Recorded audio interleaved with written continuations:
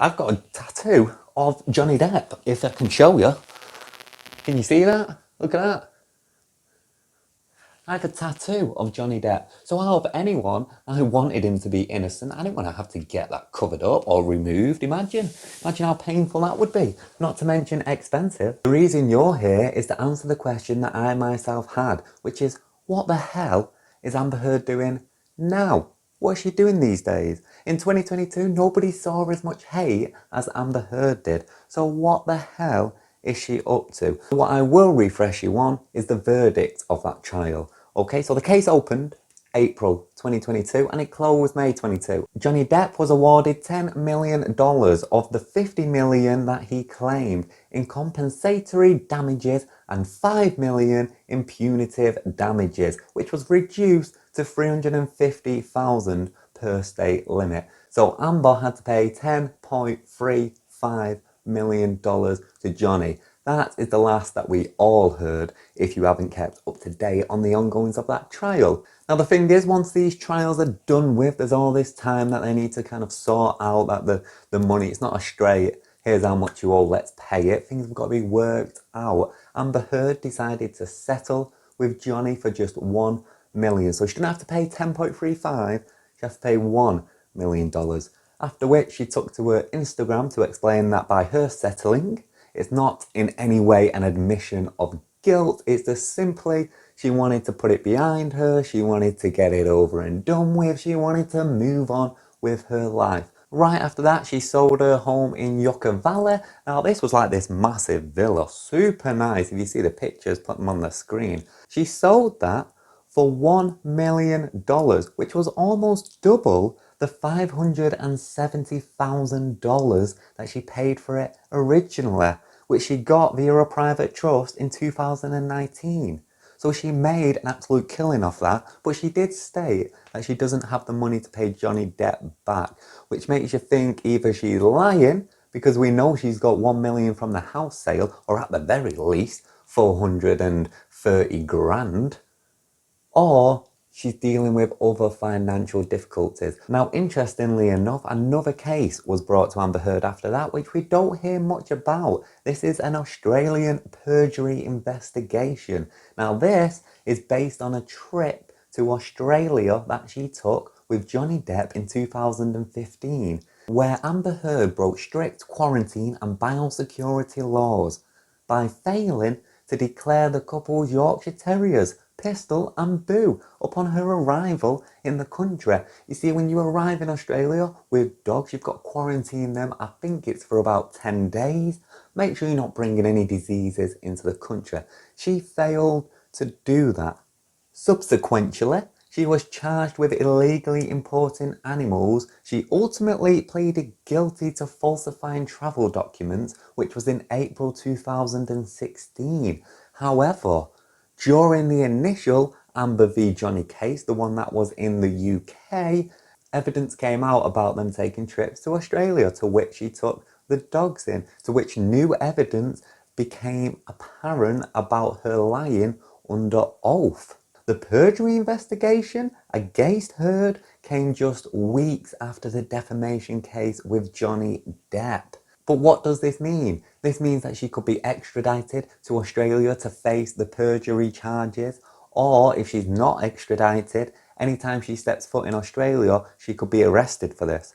Now, since the case, Amber Heard's life just went on a right downward spiral. She lost all of her friends that she had. She had to sell a house, which means she was technically homeless, and just about everyone in America hated her. She spent some time during this period where she was coming on social media and doing interviews, still trying to defend herself, still trying to talk about how she was in the right, which I think was the wrong move for her.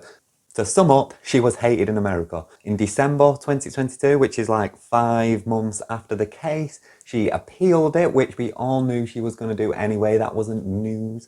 We all knew that she was going to appeal the case. Once again, the response from that was very negative on her behalf. So after that, she moved out to Europe, and she's just been traveling around Europe, living with a daughter. Sources have said that she's a great mother and she spends every day with her daughter, which I have no reason to doubt. No matter how much of a bad person she is, I don't think that says anything about how she is as a mother. And her most prominent residence has been in Spain in a place called Mallorca. Now, interesting facts about where she lives in Mallorca. She's living in the house of Maria Antoine Munar, who is a former mayor and president of the Council of Mallorca. What's interesting here is they were sentenced to a total of 11 and a half years in prison for corruption and entered the prison in 2013. The house in which she is renting belongs to that family. And of course, if you go there and you ask around for Amber Heard, you're not going to find her. She's going to go under a pseudonym. As for what a fake name is, we don't know, because if we did know, she would just change it. However, I have heard something that might not be true. It's probably not true, but it is interesting nevertheless, which is that her fake name, her pseudonym, is Martha Jane Canary, aka Calamity Jane. Why this is interesting is this is a person who was legendary in the Wild Wild West era. Was legendary for killing Native Americans. Why that is interesting is because Johnny Depp has Native American ancestry. So if she is going by that name of a legendary Native American killer, it's kind of a sly dig at Johnny Depp, which, hey, you know, very clever, very witty. It's probably not true. I don't think she would want to ruin her reputation any more than it is already ruined. But then again, it is already ruined. So why not do it? Why not have a little bit of fun? Sources have also reported that she's trying to make her way into independent European films, which she's been in before, in a film that is still in post-production, Into the Fire, or In the Fire, or In the Flames. I don't know, I'll put a little poster of it here. It's still in post-production. Hollywood has definitely boycotted her, and everyone she knows in Hollywood has boycotted her. No one's going to hire her out of fear of being cancelled. But European independent films, they don't care. They do some weird stuff. They will happily hire her. Whether or not we as an audience are going to buy into that and how long that's going to last, I don't know. I can't see her being too successful in the media anymore. I think the time has passed now. It's been almost a year. We should probably just drop the hateful stuff. She did a bad thing, both to Johnny and both for the reputation of abuse victims, right? That is for sure, she did a bad thing. But the amount of hate she got is a little bit over the top. You know, I don't think she deserved to be the most hated person of 2022. There are a lot more people to be hateful towards, but I guess we all love a villain, we all need a villain, we all need to collectively hate something. And unfortunately, 2022 was Amber Heard's turn to be collectively hated. But I don't think 2023 we should continue that. I think it's time to give her a break now. After all, she is a mother. You know, she's got a daughter to care for. None of this should be going back to her daughter. At some point, she's got to take her daughter to school. Her daughter's going to want to do things. She's got to take her daughter there. She shouldn't be at the receiving end of all that hate. She should be able to walk down the street with her daughter and not receive hate. But that's what she's doing today, living it up in Europe, just travelling around under a pseudonym.